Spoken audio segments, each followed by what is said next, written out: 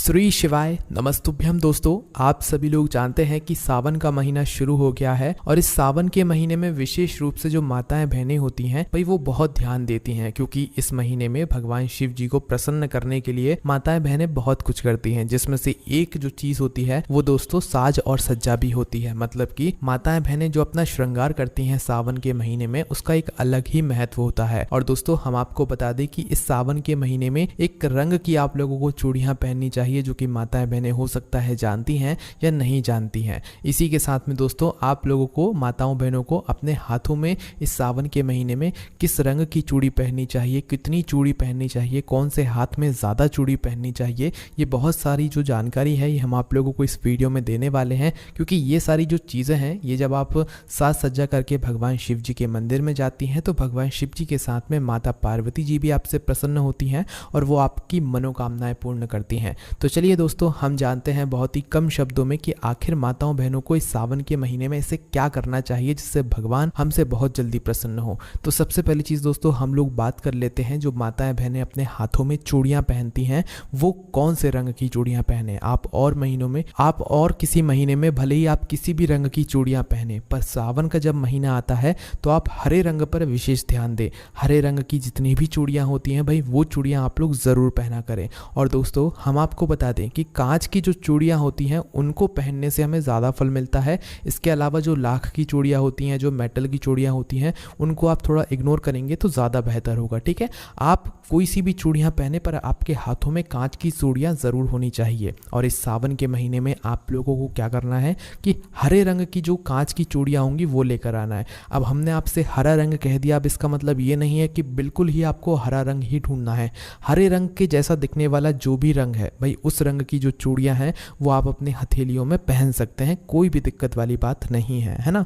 अब ये बात तो आपको समझ आ गई कि हमें सावन के महीने में हरे रंग की चूड़ियां पहननी है, पर कितनी कितनी चूड़ियां पहननी है। तो दोस्तों, हम आपको बता दें कि देखो, चूड़ियां जो आती हैं वो दर्जन से आती हैं और कोई भी आप लोगों को कम ज़्यादा ऐसे चूड़ियां देता नहीं है। तो आप जितनी चूड़ियां अभी तक पहनते आए हैं अपने हथेलियों में भाई उतनी ही चूड़ियां आपको पहननी है, इसमें कोई भी अलग से बात नहीं है। हाँ, बस यहाँ पर एक अलग बात ज़रूर आती है कि जो आप चूड़ियां अपने हथेलियों में पहन रहे हैं, आप उल्टे हाथ की सीधे हाथ की दोनों हथेलियों में चूड़ी पहन रहे हैं, पर यहाँ पर आपको एक बात का ध्यान रखना है कि जो आप दोनों चूड़ियां पहन रहे हैं, दोनों हाथों की हथेलियों में जो चूड़ियां पहन रहे हैं उनमें ये चीज़ का आपको ध्यान रखना है कि हरी चूड़ियां तो आप पहनेंगे ही पहनेंगे, पर इसके साथ में दोस्तों लाल रंग की चूड़ियां भी आपको पहननी है।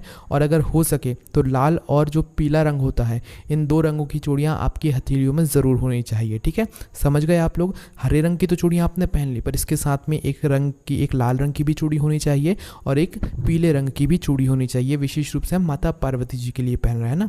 आपकी दोनों हाथ की हथेलियों में हरे रंग की चूड़ी, एक लाल रंग की चूड़ी और एक पीले रंग की चूड़ी अगर होगी तो ज़्यादा अच्छा माना जाएगा। ठीक है, इसके बाद में दोस्तों जो आपका उल्टा हाथ रहेगा, मतलब उल्टे हाथ की हथेली में जो आप चूड़ी पहनेंगे ना दोस्तों, उस हथेली में एक चूड़ी आपकी ज़्यादा होनी चाहिए, है ना।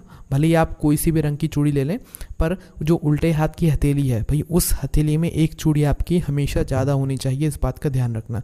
सीधे हाथ की हथेली में एक चूड़ी कम हो, है ना, इस बात का भी आप लोगों को ध्यान रखना है। इसके बाद में दोस्तों जो आपको नेल पॉलिश इस महीने में लगानी है वो भी हरे रंग की ही लगानी है, इस बात का भी आपको लोगों को ध्यान रखना है। उसके बाद में दोस्तों दक्षिण दिशा में खड़े होकर कभी भी आपको चूड़ियाँ नहीं पहननी है ना। उसके बाद में दोस्तों बाएं हाथ में हमने आपको बता ही दिया है एक चूड़ी आपको ज़्यादा ही पहननी है। इसके बाद में दोस्तों जो चूड़ियाँ आप लोग पहनेंगे वो दोस्तों कोई भी टूटी हुई या चटकी हुई या क्रैक चूड़ी आप लोग नहीं पहनेंगे, इस बात का भी आपको विशेष रूप से ध्यान रखना है। और दोस्तों अब सबसे महत्वपूर्ण चीज़ माताओं बहनों के लिए कि माताओं बहनों को सावन के महीने में मेहंदी ज़रूर लगा कर रखनी है। मेहंदी में आप चाहें तो भाई बीच में अपना और अपना पतिदेव का नाम भी लिख सकते हैं या आप सादा मेहंदी भी लगा सकते हैं। और मेहंदी लगाना ज़रूरी है सावन के महीने में, आप लोगों को भगवान के लिए अपना सजना बहुत ज़्यादा ज़रूरी है। भगवान को भी लगना चाहिए कि हाँ सावन का महीना है तो हमारे भक्त हमारे लिए बहुत सजा कर रहे हैं। मतलब माताओं बहनों के लिए विशेष रूप से ये चीज़ हमने आपको बताई है। और हरे रंग का आप विशेष रूप से ध्यान रखना। और साड़ियाँ अगर आपको हो सके भाई, विशेष रूप से सावन सोमवार के दिन आप हरे रंग की साड़ी पहनेंगे तो भगवान आपसे बहुत प्रसन्न होंगे। और जो हमने आपको चीज़ें बताई हैं उन पर आपको ध्यान रखना ही रखना है। चूड़ियाँ आप लोगों को हरे रंग की पहनना है, साथ में लाल और पीला रंग भी उसमें मिलाना है। कांच की चूड़ियाँ पहनना है विशेष रूप से। और दोस्तों दोस्तों उल्टे हाथ की जो आपकी हथेली रहेगी उसमें आपको एक चूड़ी हमेशा ज़्यादा ही पहन कर रखना है। उसके बाद में अपने दोनों हाथ की हथेलियों में मेहंदी लगाना है। भले ही सादा मेहंदी लगाओ पर थोड़ी बहुत मेहंदी आप लोगों को अपनी हथेली में ज़रूर लगानी चाहिए। इसी के साथ में दोस्तों ये सारी जानकारी आप लोगों को हमने आपको बताई है। इस सभी जानकारियों में से अगर आपको कोई भी बात समझ ना आई हो तो उसे आप मुझसे कमेंट करके पूछ सकते हैं। ओम नमः शिवाय, जय बोले बाबा श्री शिवाय, नमस्तुभ्यम।